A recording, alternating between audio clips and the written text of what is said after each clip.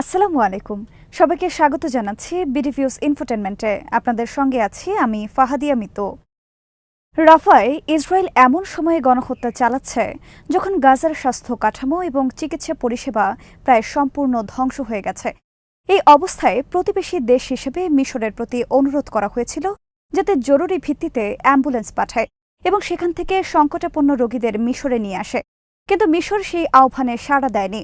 গাজা যুদ্ধ নিয়ে মিশরের রহস্যজনক ভূমিকার নানা দিক নিয়ে থাকছে আজকের প্রতিবেদন।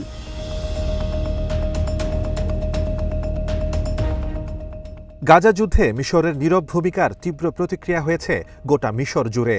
মিশরীয় নাগরিকেরা সামাজিক যোগাযোগ মাধ্যমে সরকারের তীব্র সমালোচনা করছেন। জন অসন্তোষ আরও প্রকট হয় যখন সীমান্তে মিশরীয় ও ইসরায়েলি সেনাদের মধ্যে গোলাগুলির একটি খবর প্রকাশ্যে আসে। ইসরায়েলি বাহিনীর গুলিতে নিহত হয় দুজন মিশরীয় সেনা। জনগণের মধ্যে এই ক্ষোভ আরও বেড়ে যায় মিশর সরকারের দায়সারা একটি বিবৃতি প্রকাশ হওয়ার পর।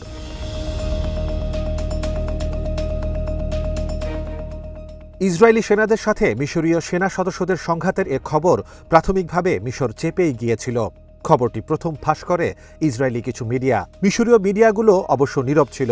যেহেতু মিশরের বেশিরভাগ মিডিয়া দেশটির সরকার নিয়ন্ত্রণ করে, তাই সরকারের তরফ থেকে কোনো বক্তব্য না আসা পর্যন্ত কোনো মিডিয়াই আগ বাড়িয়ে কিছু প্রকাশ করার ঝুঁকি নিতে চায়নি।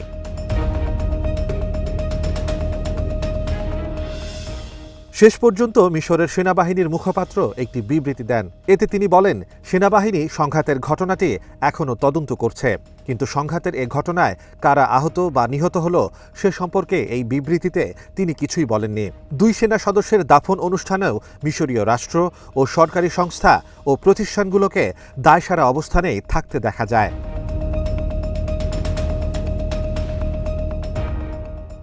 ইসরায়েলি বাহিনীর গুলিতে নিহত মিশরীয় সেনা আবদুল্লাহ রামাদানকে বেশ বড় একটি জানাজার পর তার গ্রামেই দাফন করা হয়। সাধারণভাবে যুদ্ধে বা সীমান্ত সংঘাতে নিহত হওয়া সেনাদেরকে সামরিক গোরস্থানে দাফন করার রেওয়াজ থাকলেও আবদুল্লাহর ক্ষেত্রে তেমনটা হয়নি। সংঘাতে দ্বিতীয় যে মিশরীয় সেনা নিহত হয়েছেন তার নাম ইব্রাহিম ইসলাম আবদেল রাজ্জাক। তাকে শুধু অবহেলাই করা হয়নি, তিনি যে মারা গেছেন সামরিক বাহিনীর পক্ষ থেকে আনুষ্ঠানিকভাবে একথা স্বীকারই করা হয়নি। অথচ তার দাফনগুলো বিচ্ছিন্নভাবে অনেকেই সামাজিক যোগাযোগ মাধ্যমে শেয়ার করেছে, কেউ কেউ লাইভ টেলিকাস্টও করেছে। তার জানাজায় অংশগ্রহণকারীদেরকে ইসরায়েলের বিরুদ্ধে স্লোগানও দিতে দেখা গেছে।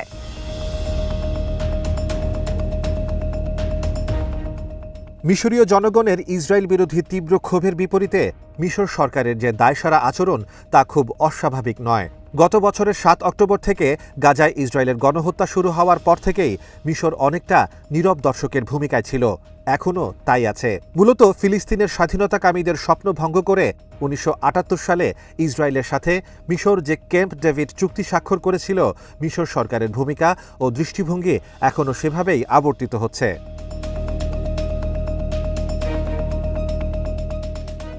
মিশরের সামরিক বাহিনীর ভূমিকা, রাজনৈতিক আচরণ ও কূটনৈতিক তৎপরতাও এই চুক্তির নির্ধারিত ফ্রেমওয়ার্কের মধ্যেই সীমিত। এই নীরব ভূমিকার প্রভাবে দেশ হিসেবে মিশরের খুব উন্নতি না হলেও মিশরের শাসক মহলের যথেষ্ট উপকার হয়েছে। মিশর প্রশাসনও এসব সুবিধার সুযোগ নেওয়ার চেষ্টা করেছে ১৬ আনা।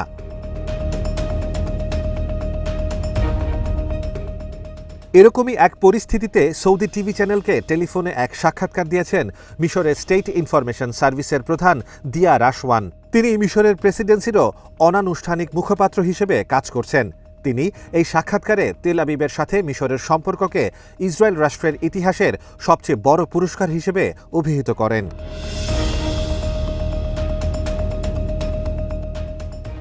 দিয়া যা বলেছেন তা ইসরায়েলের সাথে মিশরের বিদ্যমান চুক্তিরই প্রতিফলন। ক্যাম্প ডেভিড চুক্তির কারণেই আরব বিশ্বের সাথে ইসরায়েলের যে দ্বন্দ্ব, সেখান থেকে মিশর সরে আসতে পেরেছে।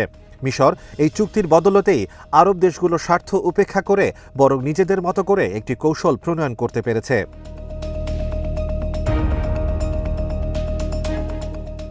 আনোয়ার সাদাত যখন মিশরের প্রেসিডেন্ট ছিলেন, তখন থেকেই মিশর সরকার এই ধারণা আরবদের মাঝে বদ্ধমূল করে দেওয়ার চেষ্টা করেন। আমেরিকার সাথে যদি সম্পর্ক ভালো রাখতে হয়, আমেরিকান সাম্রাজ্যের যদি ফায়দা নিতে হয়, তাহলে ইসরায়েলের সাথে সম্পর্ক বজায় রাখতে হবে।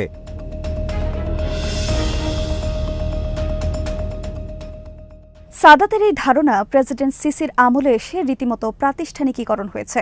মিশরের ইতিহাসে গণতান্ত্রিক পন্থায় নির্বাচিত প্রথম প্রেসিডেন্ট মোহাম্মদ মুরসিকে হটিয়ে তিনি যেদিন ক্ষমতায় বসেন এরপর প্রথম দিনেই তিনি তার ইসরায়েলপন্থী ভূমিকার কারণে সুবিধা পেয়েছিলেন এবং আজও তাই পেয়ে যাচ্ছেন। মিশরের জন্য আমেরিকার আর্থিক সহায়তাও অনেক বেড়েছে। প্রতিবছর আমেরিকা মিশরকে $1.3 বিলিয়ন অর্থ সহযোগিতা প্রদান করে। এর বাইরে আন্তর্জাতিক মুদ্রা তহবিল বা IMF এর মতো আন্তর্জাতিক পর্যায়ের সংস্থার মাধ্যমেও মিশরকে অর্থ সহায়তা দেওয়া হয়।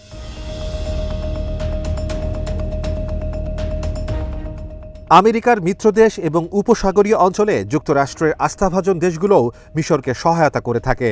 সম্প্রতি মিশর সরকার আর্থিকভাবে দেউলিয়া হওয়ার উপক্রম হয়েছিল, কিন্তু IMF রেস্কিউ প্যাকেজ দিয়ে এ যাত্রায় মিশরকে দেউলিয়া হওয়া থেকে রক্ষা করে। মিশরের এই নীরব দর্শকের ভূমিকার কারণে ইসরায়েলও ভীষণভাবে উপকৃত হয়ে থাকে। মিশরের এই গা বাঁচানো নীতির কারণে একদিকে আরব দেশগুলো যেমন ইসরায়েলকে মোকাবেলা করার দৃষ্টিভঙ্গি থেকে সরে এসেছে, তেমনি ইসরায়েলি জনগণের মাঝেও এমন একটি ধারণা তৈরি হয়েছে মিশর ইসরায়েলের ইচ্ছের বাইরে গিয়ে কিছু করবে না।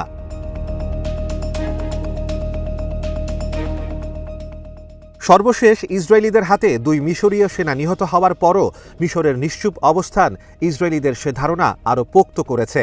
এমনকি গাজা অভিযানের সময় ইসরায়েল যখন বহুল আলোচিত ফিলাডেলফিয়া করিডোরের নিয়ন্ত্রণ নিয়ে নেয়, তখনও মিশর কোনো প্রতিক্রিয়া দেখায়নি।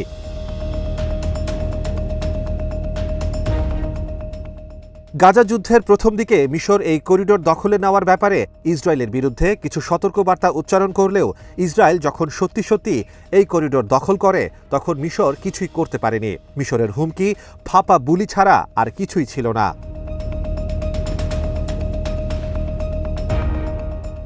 মিশরের president Abdel Fattah al CC মূলত প্রেসিডেন্ট হিসেবে তার মেয়াদ টিকিয়ে রাখার স্বার্থে ইসরায়েলের যাবতীয় অপকর্ম ও খবরদারি মেনে নিচ্ছেন। সর্বশেষ নির্বাচনে গোটা মিশর জুড়ে তার নির্বাচনী আইন লঙ্ঘন ও জালিয়াতির কথা সর্বজন বিদিত। বিরোধী প্রার্থী আহমেদ তানতাইর সমর্থকদের নির্বাচনে কোনো প্রচারণায় চালাতে দেওয়া হয়নি, ভোট দিতে দেওয়া হয়নি। বিপুল সংখ্যক বিরোধী সমর্থককেও নির্বাচনের সময়গুলোতে আটক করা হয়।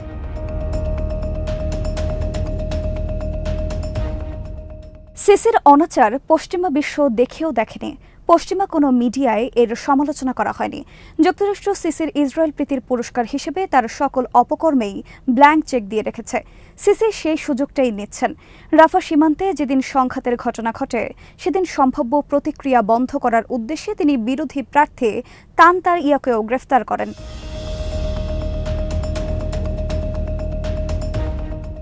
ইসরায়েল এবং ফিলিস্তিনের স্বাধীনতাকামীদের মধ্যে সমঝোতার অন্যতম উদ্যোক্তা হিসেবে ভূমিকা পালন করছে মিশর। গাজা যুদ্ধ বন্ধ করার জন্যও নানা চেষ্টা চালাচ্ছে, কিন্তু এর পেছনেও মিশরের স্বার্থ রয়েছে।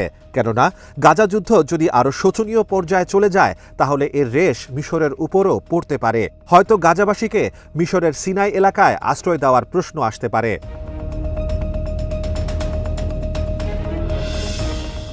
পাশাপাশি ইসরায়েলের সাথে বিদ্যমান শান্তি চুক্তি লঙ্ঘনের মতো পরিস্থিতি তৈরি হয়ে যেতে পারে। তেমনটা হলে ইসরায়েল মিশর সীমান্তে সামরিক উত্তেজনা বেড়ে যাবে। মিশর সরকার তখন দোটানায় পড়ে যাবে, কারণ তারা ফিলিস্তিনি ইস্যুর অন্যতম সমর্থক হিসেবে নিজেদের হাজির করতে চায়।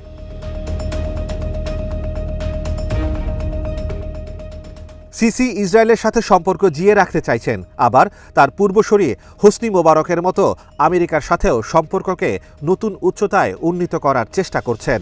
তবে মোবারকের সাথে তার কৌশলগত ভিন্নতা রয়েছে। মোবারক বরাবরই যুক্তরাষ্ট্রের সামনে তার একমাত্র প্রতিপক্ষ হিসেবে মুসলিম ব্রাদারহুডকে দাঁড় করিয়েছেন। 9/11-এর পর মোবারক এই কৌশল বেশ কাজে লাগিয়েছেন। তিনি যুক্তরাষ্ট্রকে বোঝাতে সক্ষম হয়েছিলেন তার অনুপস্থিতিতে মিশরে ব্রাদারহুডের মতো একটি ইসলামিক দলের উত্থান হতে পারে।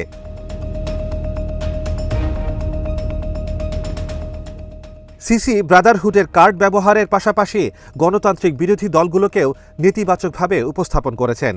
সিসি দেখাতে চাইছেন যদি তাকে সরিয়ে কোনো গণতান্ত্রিক দলকে মিশরের ক্ষমতায় নিয়ে আসা হয় তাহলে ইসরায়েলের স্বার্থ আর সংরক্ষণ করা যাবে না। মিশরের সিসি প্রশাসনের এরকম ইসরায়েলপন্থী দৃষ্টিভঙ্গির পরও মাঝে মাঝে কিছু সেনা কর্মকর্তা ও জুনিয়র সেনা সদস্যরা ইসরায়েলি সেনাদের বিরুদ্ধে যুদ্ধে অবতীর্ণ হন।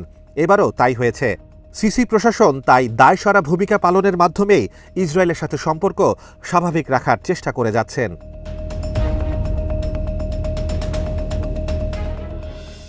আজ এখানেই শেষ করছে। সমরাস্ত্র, প্রতিরক্ষা ও কূটনীতির নানা তথ্য জানতে চোখ রাখুন বিডিফিউজ ইনফোটেনমেন্টে। চ্যানেলটি ভালো লাগলে সাবস্ক্রাইব করুন, সংযুক্ত থাকুন আমাদের ফেসবুক পেজে। আল্লাহ হাফেজ।